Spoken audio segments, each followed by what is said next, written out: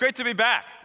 So as I touched upon briefly yesterday, the role of CTO of the US is basically to be tech entrepreneur in residence for the US government. And it's a new role for me. And before that, for 2.5 years, I was CTO and tech entrepreneur in residence at the US Department of Health and Human Services. And before that, for most of my professional life, I was a tech entrepreneur in the private sector. But you may ask yourself, what the heck does a tech entrepreneur in residence in the government do? Well, the answer is that I get to work with the most amazing innovators in government and outside government to invent and then execute at high speed projects that harness the power of data, tech, and innovation to improve the well-being of the American people, to increase the return that taxpayers get for their investment in government. What kind of initiatives, you might ask? I want to tell you the story briefly of one called the Health Data Initiative, which is a project I co-founded a couple years ago at HHS with a team of government folks at the Institute of Medicine, and private sector Obi-Wan Kenobis like Tim O'Reilly. Health Data Initiative, in a nutshell, is data liberación. The idea is essentially to take vast reservoirs of health and medical-related knowledge and information sitting in the vaults of HHS and other organizations and liberate it in machine-readable electronic form that can then be used by lots and lots and lots of super talented entrepreneurs and innovators outside government as fuel to power all kinds of insights, products, services, programs, features, capabilities that improve the health and well-being of the American people and create jobs at the same time.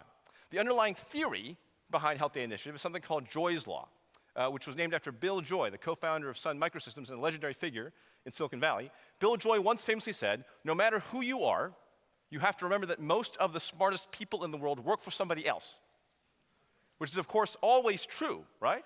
So our corollary to that is if you want to maximize social return on taxpayer investment in health data, don't just have smart people at HHS work on it, and a few other people who happen to know about it, actually liberate it so everyone who cares about health and healthcare improvement can take that data and use it as fuel to make magic happen, to make awesomeness happen on behalf of the American people.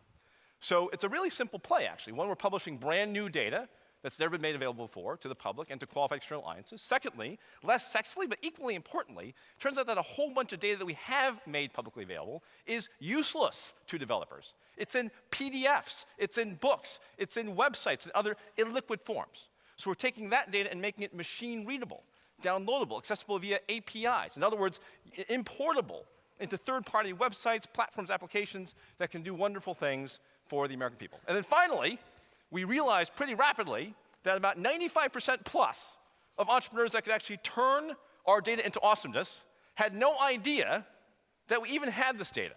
Barely knew what HHS even does, let alone the fact that we have this data, let alone the fact that we're making it available to them as machine-readable fuel for awesomeness. So we've ended up actually having to do a marketing campaign to market the bejesus out of our free data using unconventional tactics like hackathons and competitions, challenges, meetups, to make our data into something people know about and can turn into magic. So what kinds of data, you might ask? Well, it's impossible to describe in the time that we have, but everything from community health and healthcare performance data, including determinants of health performance by community across the country, that cities like Cincinnati, communities around the country, remember the Cincinnati story I told yesterday, can use to help understand where they stand and plot a path as to where they want to go. A lot of rich data about healthcare provider quality that providers like those in Cincinnati can use to help see where they stand and plot where they want to go. Medicare claims data in an increasing variety of formats. Patient education information by the ton, made machine readable now, broadcast by the National Library of Medicine. Consumer product information on drugs, insurance, et cetera. Blue Button, which is an initiative that the VA, Department of Defense and Medicare launched about a year and a half ago that enables now millions and millions and millions of veterans, members of the military, and Medicare beneficiaries to download a machine-readable copy of their own data, which is actually now being copied as a move by private organizations across the country. So lots and lots and lots and lots of data, and we're marketing the heck out of it through hackathons and challenges and meetups, and something called Health Data Paloozas, which you may have heard about. You may think it odd that the government's doing a data palooza, but it's actually the hot new thing for us to do. In partnership with Institute of Medicine and a lot of other organizations, we're doing these data paloozas where essentially we issue an open call for any innovator in America who's done something awesome with our data and built a product service program with it that helps consumers, helps doctors, employers, journalists, communities improve health and healthcare. They're invited to give a TED-style talk at a major forum where we make them famous. We've had a problem in these data paloozas. Last year's data palooza, for example, we had way the heck too many people that qualified. So we ended up doing an American Idol-style bake-off to narrow it down to the ones we could fit into the conference center. I wasn't a judge, but I was an observer. People started calling me Paula Abdul.